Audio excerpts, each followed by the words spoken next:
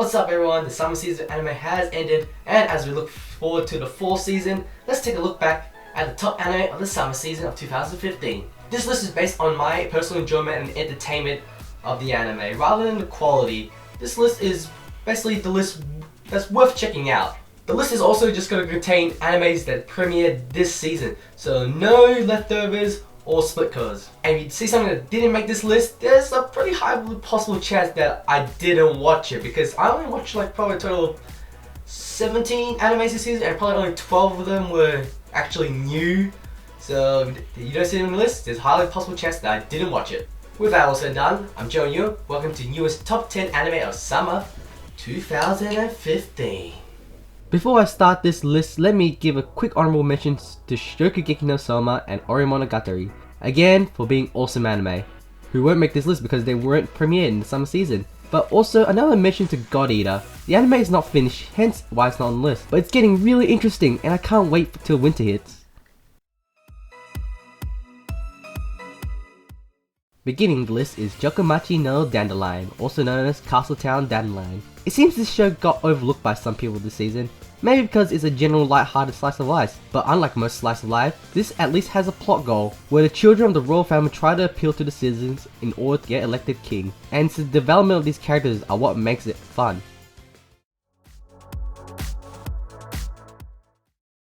At number 9, Rokka no Yuusha, also known as Rokka, Braves of the Six Flowers.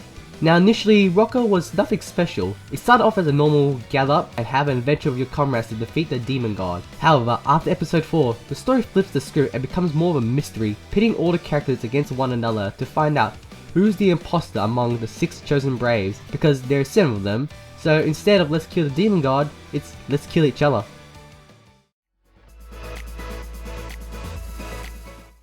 Number 8.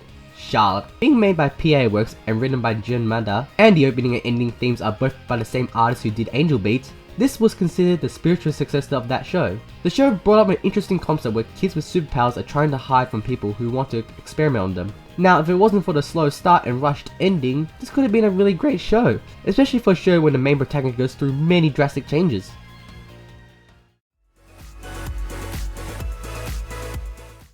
At 7 is Himoto Umaru-chan. Who would have thought a show with barely any progression and character development can be such a really entertaining show?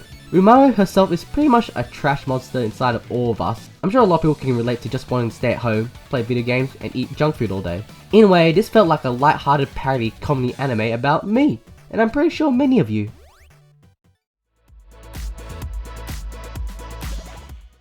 Finishing off the first half of this list, at number 6 is Shimoneta, a boring world where the concept of dirty jokes doesn't exist. Screw it, I'm not gonna even try the Japanese pronunciation. Shimoneta came in as a rather interesting dark horse. The story is about a group of people who are trying to bring back sexual content, because anything that is remotely lewd is illegal. There's so much funny moments in this anime, with cast of funny characters and dirty jokes, and also the fact that the show doesn't take itself too seriously as well, because it's a ridiculous concept.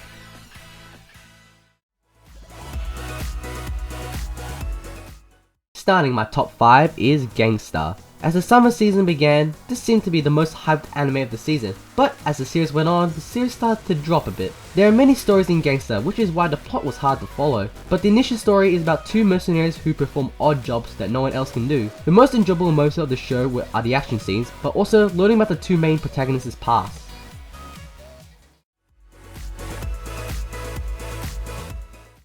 Number 4. Gate. Jitai Kanokichi Nite Kaku Takakurai. With the concept of mixing the modern world with a fantasy world and putting it through a realistic story about politics and the military makes Gate a really interesting show. An empire from a fantasy world beyond a mysterious gate invades Japan, but are defeated and Japan sends their own military beyond the gate to deal with the situation at hand. Sure, the character tropes are nothing new to anime, but the way the story deals with character interactions makes the show entertaining to a realistic way. And there is a second half next year.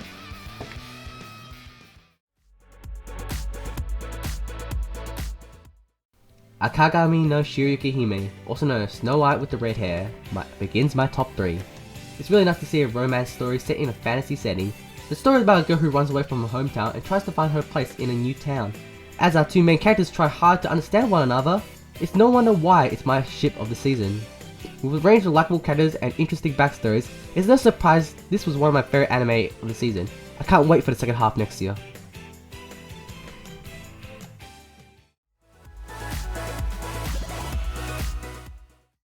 The runner-up of summer season goes to Prison School. The Lunas being similar to Shimoneta, but probably more extreme, this was the funniest anime of the season. The story about a group of high school boys spending time in a high school prison is such an entertaining idea. While they try to explain their escapes and even try to save themselves from expulsion, the characters are also entertaining and unique as well, to the extreme, as the comedy is completely over the top.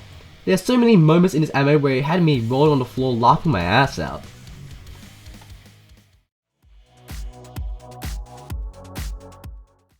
And finally, my number one anime of the season is Gakkou Gurashi, aka School Live. Now bear with me, on the surface this show looks like a cute moe slice of life show. However, that is the only surface, because the reality is the girls that in this show have to go through a dire situation while living a normal life. It's the concept on how they deal with the situation by having fun no matter the situation makes this anime so heartwarming. The characters are all likable in their own way, and how each one of them deals with the situation makes it for an interesting story. This anime caught me off guard by its first episode, and the show kept me engaged the more it went on, and I'm touched by its story, making it my favourite anime of the summer 2015 season. Well, there you have it. Those are my top picks for summer anime 2015. There are some animes that I probably left out because I didn't have time to watch them, because I can't watch everything. And if you don't agree with this list, that's fine. This is personally my opinion.